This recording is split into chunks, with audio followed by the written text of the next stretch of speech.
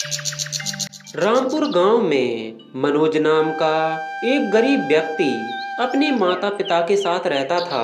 उनका जीवन बेहद कठिनाइयों से भरा हुआ था। उनके पास न कोई जमीन थी और न ही स्थायी आमदनी का कोई साधन। मनोज रोज गांव के अलग अलग खेतों में मजदूरी करके जो कुछ भी कमाता था उसी से अपने परिवार का गुजारा चलाता था। उसके माता पिता मोहनलाल और मीना देवी अक्सर उसकी हालत देखकर दुखी होते थे। अजी, हमारे बेटे ने बचपन से ही बहुत कष्ट देखे हैं। दिन रात मेहनत करता है, फिर भी 2 वक्त की रोटी के लिए संघर्ष करना पड़ता है। काश हमारे पास अपनी जमीन होती तो हमें दूसरों के खेतों में मजदूरी नहीं करनी पड़ती। हाँ, पर भगवान सब देख रहा है। हमारा मनोज बहुत मेहनती और ईमानदार है। एक दिन उसकी मेहनत जरूर रंग लाएगी। मनोज को भी यकीन था कि मेहनत कभी बेकार नहीं जाती। उसे विश्वास था कि एक दिन उसकी किस्मत भी बदलेगी। एक दिन मनोज गांव के बड़े जमींदार रामलाल सेठ के खेत में काम कर रहा था। मनोज ने देखा सेठ जी बहुत उदास दिख रहे हैं, तो उसने उनके पास जाकर पूछा,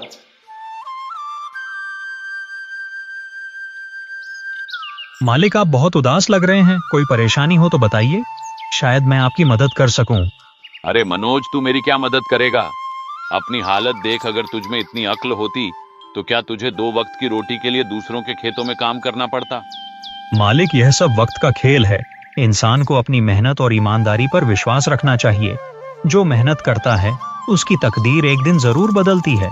मनोज, तेरी बातें सुनकर दिल को तसल्ली मिलती है, लेकिन मेरी परेशानी बहुत बड़ी है। दरअसल गांव के 2 लालची लोग, रोहित और मोहित, मेरी पुश्तैनी जमीन पर कब्जा कर बैठे हैं।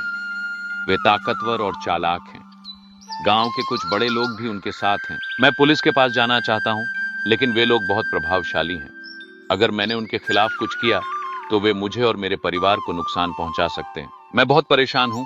मालिक, हर समस्या का हल होता है। अगर आप चाहें तो मैं एक तरीका बता सकता हूं जिससे आप अपनी जमीन वापस पा सकते हैं। कैसा तरीका मनोज? मालिक, अगर मेरी योजना सफल हुई तो आपकी जमीन आपको वापस मिल जाएगी और रोहित मोहित खुद ही हार मान लेंगे। रामलाल सेठ को यकीन नहीं हो रहा था कि एक गरीब मजदूर उनकी इतनी बड़ी समस्या का हल निकाल सकता है, लेकिन मनोज की ईमानदारी और समझदारी को देखते हुए उन्होंने उसकी बात मानने का फैसला किया।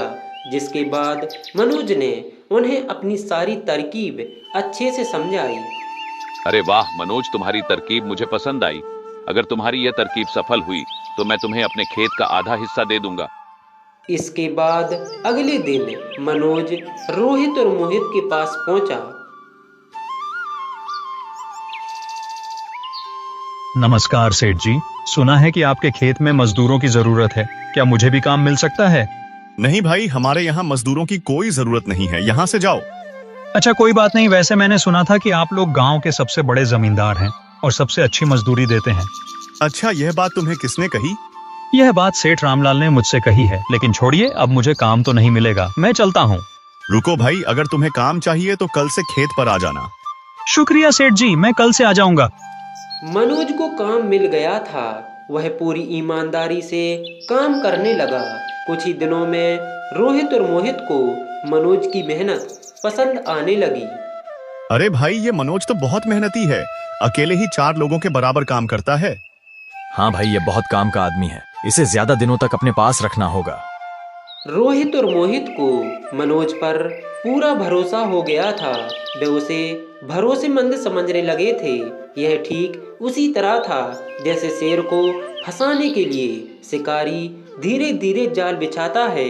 कुछ दिन बाद जब रोहित और मोहित अपने खेतों का दौरा कर रहे थे तो उन्हें एक अजीब दृश्य दिखा। उनके खेत में एक पुलिस वाला खड़ा था और जमीन की खुदाई चल रही थी। यह क्या हो रहा है? यहाँ पर पुलिस क्यों आई है? इस खेत में एक कंकाल मिला है। हमें संदेह है कि यह किसी की हत्या करके यहाँ गाड़ा गया था। अब तुम दोनों को जेल जाना पड़ेगा। पर हमें क्यों जेल जाना पड़ेगा साहब? हमने तो कुछ किया भी नहीं है। मुझे पता है कि यह जमीन तुम दोनों की ही है। अब सीधे सीधे जेल चलो, वरना मुझे और रास्ते भी पता है। नहीं नहीं साहब, हमें फंसाया जा रहा है। हमें नहीं पता ये लाश कहाँ से आई। अगर नहीं पता तो तुम्हें जेल जाकर यह साबित करना होगा। अब दोनों दोस्त घबरा गए थे। उन्होंने मनोज को बुलाया। मनोज, जल्दी से कोई उपाय निकालो। उन्होंने मनोज को सारी बात बताई। मनोज ने थोड़ी देर सोचा और बोला, मालिक, एक तरकीब है जिससे आप लोग जेल जाने से बच सकते हैं। मनोज, जल्दी बताओ, तुम्हारे पास कौन सी तरकीब है? अगर आप कहें तो मैं आपकी जमीन बचाने के लिए एक योजना बना सकता हूं, पर इसमें एक शर्त है। कैसी शर्त है मनोज? सेठ जी, अगर आप चाहते हैं कि पुलिस आपको गिरफ्तार ना करे तो आपको एक समझौता करना होगा। आपको सेठ रामलाल की जमीन उसे वापस करनी होगी। यह क्या बकवास है? हम अपनी जमीन क्यों दें उस रामलाल को? देखिए मालिक, ये बात सबको पता है कि यह आपकी जमीन नहीं है, बल्कि सेठ रामलाल की पुश्तैनी जमीन है जिसे आपने धोखे से हड़प लिया था। यह क्या बकवास कर रहे हो? हम कभी ऐसा नहीं करेंगे। तो फिर तैयार रहिए जेल जाने के लिए, क्योंकि पुलिस को आप पर शक हो चुका है। अब रोहित और मोहित को समझ आ गया कि वे बुरी तरह फंस चुके हैं। ठीक है, हम जमीन वापस करने के लिए तैयार हैं। इसके बाद दोनों भाई जमीन रामलाल सेठ को वापस दे देते हैं। अगले दिन वे दोनों दोस्त फिर से मनोज के पास पहुंचते हैं और पूछते हैं, पर मनोज, मुझे अभी भी एक बात समझ नहीं आ रही है कि यह कंकाल कहां से आया? अरे मालिक, यह तो पुरानी कहानी है। यह कंकाल एक पुरानी गाय का था जिसे गांव वालों ने यहाँ गाड़ दिया था। लेकिन अगर आप दोनों इसी तरह गांव वालों को परेशान करते रहेंगे तो एक दिन सच में पुलिस आपको पकड़ कर ले जाएगी। इसके बाद रोहित और मोहित को अपनी गलती का पछतावा होता है। वे दोनों कुछ नहीं बोलते और वहां से चले जाते हैं।